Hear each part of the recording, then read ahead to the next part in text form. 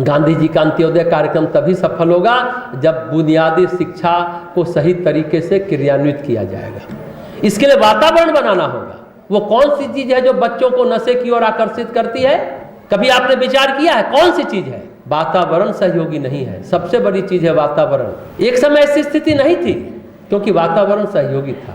जब हम बात करते हैं कि नागपुर का संतरा बड़ा मीठा होता है, स्वादिष्ट होता है, नासिक का अंगूर बड़ा अच्छा लगता है, मुजफ्फरपुर की लीची बहुत अच्छी लगती है, प्रयागराज का अमरूद अच्छा लगता है, वहीं वो उतना स्वादिष्ट क्यों होता है? हिमालय में चीड़ के पेड़ है, देवदार के पेड़ है, वहीं क्यों होते हैं, दूसरे जगह क्यों नहीं होते? देखिए अब बताइए, इन सब चीजों को कौन अंकुरित करता है? वातावरण, हवा, पानी, मिट्टी, जलवायु जिसको कहते हैं वातावरण। तो वातावरण बहुत सूक्ष्म चीज है, बहुत गहरी चीज है। कहीं भी 100 आदमी मिलकर के किसी एक विचार को संपोषित करते हैं तो उस स्थान की तरंगें बदल जाती है, फिर उसी को अपने रंग में रंग लेती है। यहाँ बैठ करके हम लोग हमेशा अच्छी बात करें, एक दिशा में ध्यान करते समय सबके लिए सद्बुद्धि, सबके लिए उज्जवल भविष्य की कामना करें, आत्म कल्याण, विश्व कल्याण की बात करें, तो वो तरंग जाएगी कॉस्मोस में, ब्रह्मांड में, अंतरिक्ष से उतर करके धरती पर आएगी। तो कम से कम हमारा सहरसा क्षेत्र में कुछ इलाका तो अच्छा हो जाएगा, अच्छे विचार से संपोषित हो जाएगा। ये करिए, जहां रहिए समूह में जरूर करिए। उस विचार को अगर संपोषित करते हैं तो उस स्थान की तरंगे बदल जाती है, फिर उसको अपने रंग में रंग लेती है। इसलिए विवेकानंद जी की बात हमने पिछली बार भी कही थी, उन्होंने कहा क्या कहा, मंदिर में जाओ तो कलुषित विचार को लेकर मत जाओ, अच्छे विचार को लेकर के जाओ तो मंदिर तुम्हें अच्छे विचारों को संपोषित करेगी। ये क्या है? वातावरण। क्या है?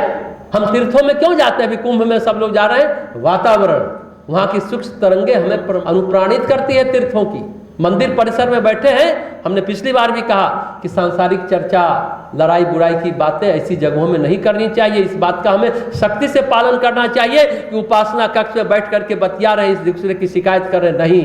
सिर्फ और सिर्फ आध्यात्मिक चर्चा को संपोषित करना चाहिए। सामाजिक और सांस्कृतिक चर्चा भी उपासना कक्ष से बाहर करना चाहिए। बुनियादी शिक्षा में हमें सबसे पहले आर्ट ऑफ लिविंग पढ़ाई पढ़नी चाहिए। आईए, बीए, एमए में भी इंटर्नशिप कक्षा होनी चाहिए, जो देव संस्कृति विश्वविद्यालय शांति कुंज हरिद्वार के द्वारा हो किया। आईए में भी इंटर्नशिप पहले मेडिकल के बच्चों को होता हुआ कि नहीं, जो पढ़ा उस समाज में उसको क्रियान्वित करें। इंटर्नशिप के बच्चे पूरे देश में जाते हैं, देव संस्कृति विश्वविद्यालय के योग सीखा, जो भी सीखा वहाँ के समाज में योग करा करके फ्री कराते हैं। समाज के पैसे से न बना है कोई भी यूनिवर्सिटी, विश्वविद्यालय, महाविद्यालय, तो समाज को आपको लौटाना भी तो है। इस तरीके से सोचा जाता था। आर्ट ऑफ लिविंग, जीवन जीने की कला बुनियादी शिक्षा में सबसे पहले पढ़नी चाहिए। आई बीए तो पढ़ते रहिए। अच्छा, ये देखिए, कब भारत आज़ाद हुआ है? 1947 में भारत स्वतंत्र हुआ। तब से लेकर अब तक कश्मीर में कोई सांस्कृतिक आंदोलन का सूत्रपात हो पाया? नहीं हो पाया। तो फिर आप क्या उम्मीद करते हैं? समाधान विचारों के क्रियान्वयन में है।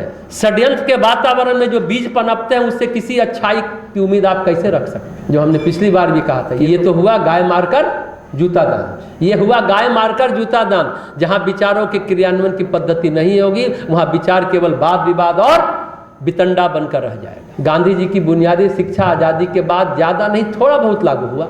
हम लोग को याद है बचपन में, बूढ़े लोग होंगे वो जानते होंगे, हम लोग के समय जिला परिषद से गांधी जी की बुनियादी शिक्षा की किताबें आती थी स्कूल में पढ़ने के लिए। उस समय तक हम लोगों को चटाई बुनवाना भी बताया जाता था। चटाई बनाना, टाट बनाना बताया जाता था, सिखाया जाता था, बनवाया जाता था। स्वदेशी रोजगार के अंतर्गत और भी बहुत सारी चीज़ें सिखाई जाती थी, लेकिन अब तो वो सब गायब है। गांधी जी ने ग्राम स्वराज की बात की थी, उसके अंतर्गत ये सब बातें थी। आज ग्राम स्वराज की बात नहीं है। आज कौन बात है? आज किसका जमाना है? कॉर्पोरेट का जमाना है। कॉर्पोरेट। ग्राम स्वराज का मतलब था गांव एक राष्ट्र की इकाई है, प्रदेश की तरह गांव भी एक इकाई है। जैसा हमने शुरू में कहा, गांव में जो महिलाएं पुरुष कुटीर उद्योग, गृह उद्योग निर्मित करते हैं, जो सामान, जो चीजें, उस निर्मित सामान को बाजार में बेचा जाए, ये गांधी जी की बुनियादी शिक्षा स्वरोजगार पर बातें थी। स्वदेशी रोजगार कैसे विकसित हो, जो बने घरेलू उद्योग से उसको बाजार मुहैया कराया जाए। बातें तो अभी भी चलती हैं, क्रियान्वित कहाँ होती है? लेकिन अब क्या हो गया? अब तो चारों तरफ मॉल खुल गए, मल्टीनेशनल कंपनी, कॉर्पोरेट, ये सब गांधी जी के ग्राम स्वराज की भावना के विपरीत हैं। अब तो गांधी जी के विचार पुस्तकों में है, लाइब्रेरियों में है, ये सारी अच्छी बातें किताबों में है। हमारे मित्र मजाक में बता रहे थे कि दुनिया का सबसे ईमानदार व्यक्ति का फोटो इतनी बेवकूफ़ी की चीज़ों में लगाई गई हैं, इतनी बेवकूफ़ी की चीज़ों में। क्या है? पैसों और रुपयों पर गांधी जी का फोटो है। सबसे ईमानदार आदमी सबसे बेईमानी वाले कामों में घुसा हुआ है। हमने कहा कि नहीं, फोटो दिया गया होगा कि उसको देख करके हम गलत काम न कर सके, हम बेईमानी न कर सके। लेकिन बोलचाल की भाषा में बहुत क्या बात करते हैं लोग जानते हैं? कितना गांधी जी दीजिएगा, 1000 के नोट पर कितना गांधी जी दीजिएगा, ऐसे बात करते हैं लोग। देखिए कहाँ से कहाँ पहुंच गए हम लोग। अभी पढ़ा हम लोग है ना, क्या बोलते थे? संस्कृति महान अपनी, थे विश्व के गुरु हम, रुकता जहाँ जमाना होते शुरू वहाँ पर, अपने लिए न केवल जग के लिए जिए हैं, हमने दधीची बनकर निज प्राण तक दिए हैं। रुकता जहाँ जमाना होते शुरू वहाँ, कहाँ थे, कहाँ आ गए? परम पूज्य गुरुदेव अब बोलते हैं क्या होना चाहिए, क्या थे, क्या हो गए और क्या होना चाहिए। पहले सत्याग्रही लोग थे, वो पीढ़ी चली गई, वो लोग गए, वो विचार भी गया। आज हम लोग आजाद देश में खुली हवा में सांस ले रहे हैं। महत्व तो नहीं समझ में आता कि भारतीय राष्ट्रीय आंदोलन में किस तरह से भूमिका उन लोगों ने की थी, नहीं महत्व तो समझ में आता है। हम लोग मूल्यांकन करेंगे तब समझ में आएगा, सही ढंग से मूल्यांकन करेंगे तो। सत्याग्रही को बहुत कष्ट दिया जाता था अंग्रेजों के पुलिस से। वो पुलिस कौन थे? कांस्टेबल थे तो हिंदुस्तानी ना, अंग्रेज तो कांस्टेबल तो नहीं थे। सत्याग्रहियों को पुलिस वाले मार मार कर डंडा अधमरा कर देते थे, ऐसा कष्ट मिलता था सत्याग्रहियों को।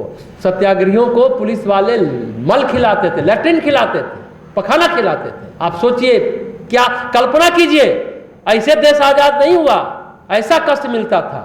सत्याग्रहियों का पुलिस वाले क्या करते थे? घर मकान परिवार सब उजाड़ देते थे, लेकिन फिर भी वे डटे रहते थे, तभी तो भारत आजाद हो पाया ना। लेकिन आज तो सबके मन मस्तिष्क में आसुरी छाया पड़ी हुई है। अंधेरा यूं टूटने वाला नहीं है, इस बातों के बतासे से अंधेरा टूटने वाला नहीं है।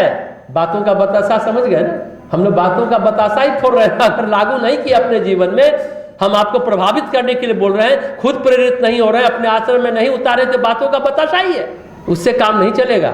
26 जनवरी हम यूं ही न मना लें, गांधी जी के विचारों को आत्मसात करते हुए, उसे जीवन में अपनाते हुए, उसे क्रियान्वित करते हुए अपने जीवन को, अपने परिवार को और अपने राष्ट्र को समुन्नत बनाएं।